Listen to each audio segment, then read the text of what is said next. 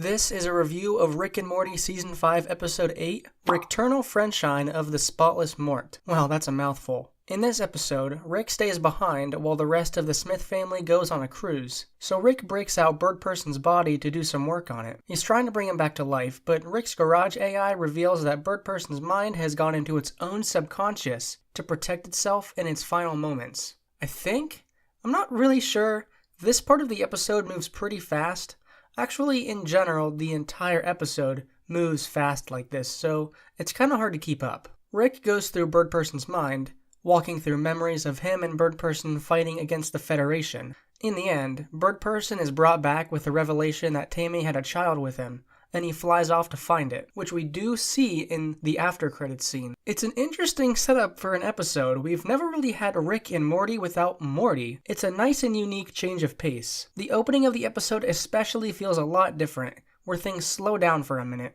I'm also glad that we're seeing more of Rick's AI. Initiating best friend rejuvenation sequence. Excuse me, did I pick that name? Sequence was unnamed. What would you like to call this? The one that runs his ship in its garage. This is like the third episode in a row it's showed up in. Like Gene the neighbor says, it's his version of Iron Man's Jarvis. The Rick and Morty team is developing her character more and more, and I wonder if they plan on making her a regular addition to the cast.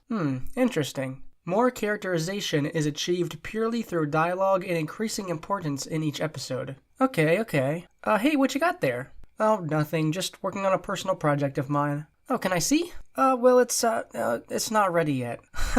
Okay then. So we actually got some plot progression in this episode. Who I'm calling Memory Rick reveals that our Rick is one of those weirdos that lives with a version of his dead daughter. So it looks like Beth is actually dead in a lot of other realities, and it strongly implies that Rick did leave a reality where Beth was in fact dead. It could also explain why we see other versions of Rick and Morty, but not really other versions of Beth or the rest of the family for that matter. We did get some in Ricksty Minutes, but that's pretty much it. This opens up a lot of questions about Rick's past that we've always had. We haven't gotten a big hint like this in a while. I would say that maybe his fake origin story in the Rick Shank Redemption might have some truth to it in Rick's original reality, but then we wouldn't have Morty, so that doesn't make a lot of sense. Anyway, it's some plot stuff to think about. This episode is a mind heist episode, which isn't really a completely original idea, but there's enough originality mixed in here to make up for it, I think. Rick teaming up with Memory Rick was pretty cool and brought a good dynamic to the episode. He was sort of a stand-in for Morty, actually. So what does this mean for future episodes? Actually, not much. Bird Person is free,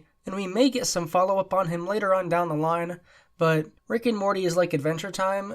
It takes so long to follow up on a plot point. We didn't even see Evil Morty in Season 4. Who knows when we're going to see him again. It seems that this plot thread is mostly resolved. I do wonder if we'll get a finale that relates to Rick's past, since we're seeing it manifest in the show now. Shows often do stuff like this before big finales, where they'll bring up something from the past in passing a few episodes before it comes up again. This reminds the audience that the plot point is still in a question, looming over our heads. So yeah, hopefully we'll get some more details about Rick's mysterious past in the finale. You want to write that one in your notes, Mr. Obsessive? Haha, very funny.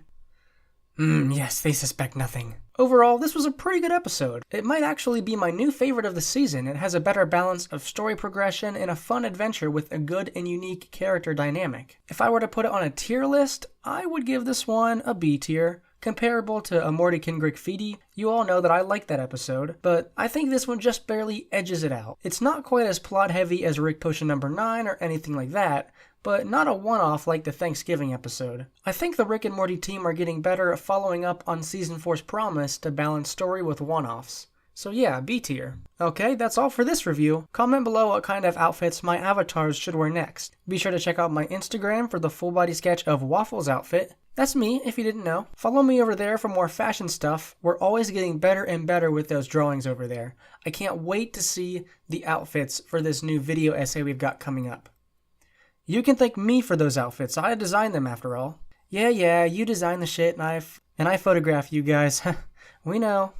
Also, subscribe for more TV review/video essay hybrids like this one. Thanks for watching, and I'll see you next month with the new Rick and Morty review.